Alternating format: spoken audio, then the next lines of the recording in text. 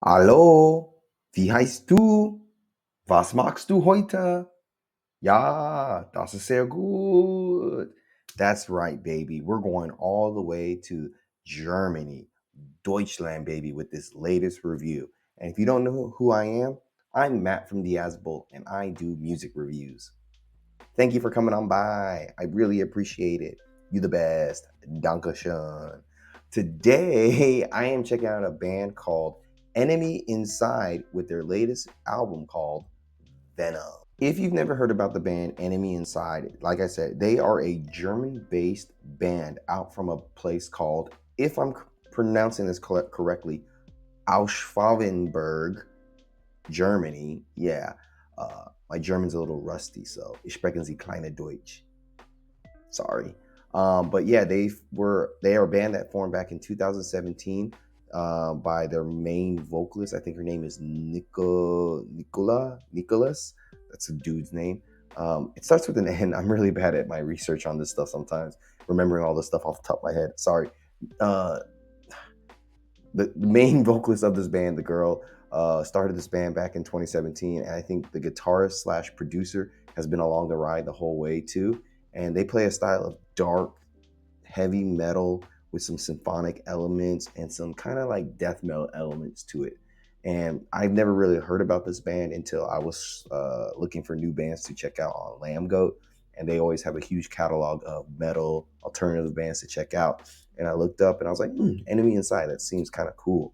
So that's how I discovered this band. And I'm really excited to, talk about this band and just, I won't say give the band more exposure, but, just help out with the scene. This latest release from Enemy Inside, Venom, is aiming to be a very dark and heavy, but also genre blending experience, mixing parts of gent, industrial, and alt metal into one project. At its best, when it like literally sticks to landing, it does a really good job of creating some interesting sound textures and having some really bold vocal moments. But too often with this album, it feels a little bit weighed down by two things, and that is, songwriting that really follows a familiar and similar formula over and over, especially on the early tracks, and a very uneven execution. Fortunately, the band seems to find more confidence and cohesion as the album progresses. So I feel like the band has a lot of potential to grow as a band in their future with this music they're creating. From the get-go with this album, Venom, sets the tone with some really grimy and industrial style riffs and some very whisper-like vocals that help build the songs up, but also have a combination of screaming and clean vocals to, mix things up a bit. This album flirts with like mechanical heaviness that is very reminiscent of gent style music in the early 2000s with industrial metal. One of the strongest elements about this album is the bass playing. It has a very strong and very thick presence, really giving the album some weight to it. Even when the guitars kind of pull back a little bit, the bass is still very prominent and just sounds really, really good. But I have to say, there's a reoccurring issue here with this album, and that is with the drums. It seems like they are not properly mixed and just sound really low and really lacking any dynamic feeling to them to ever really elevate the songs. They rarely do anything else but, keeping the timing and pacing, which is important to a band. But with the simple song structures with this band, it does feel almost a little bit too plain and flat at times when it comes to how the drums are being presented.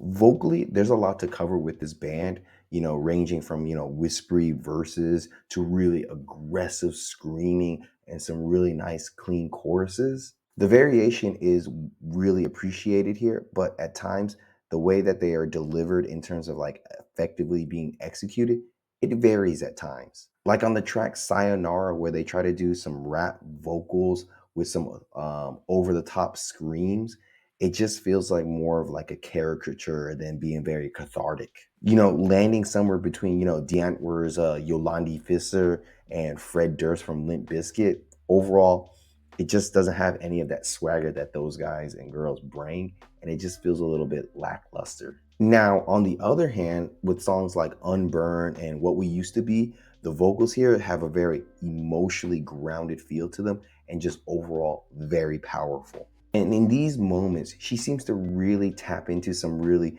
real expression and emotions here than some performative aggression. There's like something here, and I would say it's some of the strongest moments with these type of vocal performances she's doing with like Unburn and What We Used to Be. These are some top-notch vocal performances. And I'm really impressed that she can have a good range in terms of like her screams, her cleans, that, you know, you can see the potential she could have. She brings an intensity that is similar to like Courtney LaPotte of Spirit Box, especially during the back end of the album where like the scream vocals have more of like a climactic and just epic feel to them. In terms of like the song structures, like I said before, they have a bit of a rigid formula to them. You know, they start off with some heavy riffs or synths to give way to a very stripped down verse that really focuses on the vocals. It's a pattern they repeat a lot on this album. And then after all that, they do some big like swelling and big massive feels before they kind of go into a very predictable chorus. And while this structure can work in small doses, but on a full 10-track album, it kind of gets a little bit redundant. There are a few songs on here that start off very promising, like on Dirt on My Mind and Should Have Known Better. The energy is really good and a bit different, but that quickly deflates when they cut the riffs really short for the vocals to really come in. This is a continuing pattern on this album, and I feel like they kind of undercut their own potential. And even when a song has a really good hook to it, sometimes it doesn't feel like they have enough room to breathe or doesn't hit as hard as it should. Those negative things aside, there are signs of life and experimentation with this band and this album. Like the song Fuck the Party or Fuck That Party, the song is a little bit different here because they add like a 8-bit, almost video-like synth energy to it. And it has a bit of more of a chaotic overall energy to the song. And I would say it's not the most successful kind of sounding song, but it does really break the mold of that formula that they do a lot here on this album. I will say that the band feels a little bit looser here, a little bit more playful. They're not as rigid. So yeah, it doesn't land, it doesn't sound as good in terms of like landing the execution, but it is nice that they are like loosening things up a little bit and just having some fun. And then the song I'd Rather Be Dead kind of has a weird sci-fi feel to it. So like the guitar work has a little bit more of like a, I guess you could say, fluid feel to it, and there's like more dynamic drumming here. Overall, it has this very like otherworld presence to it that just makes it stick out a little bit more than other tracks. And in these moments, you can definitely tell that Enemy Inside is capable of doing some really cool things if they step out of their comfort zone. So by the time we get to the back end of the album, the sounds of the band feel a little bit more locked in. Like on the songs Don't Call Me Angel or Unburn, the guitar riffs feel a bit fuller here. The vocals feel a bit more expressive, and the instrumental layering is just mixed and layered better. The dynamics of the band just really improve here. The choruses feel more earned, and just the overall performances feel a bit more weighted and just have a bit more to them.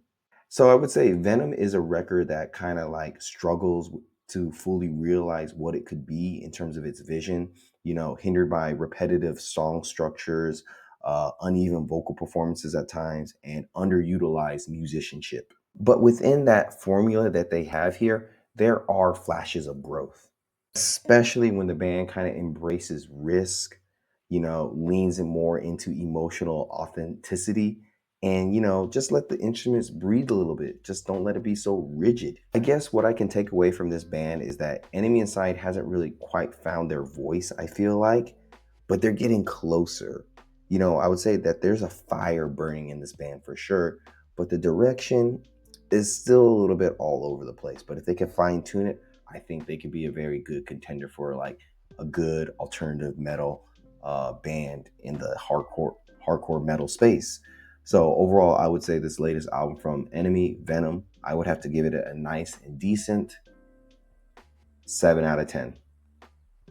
Links down below. Tell me what you think about this band. Give me some more recommendations. And like always, auf Wiedersehen.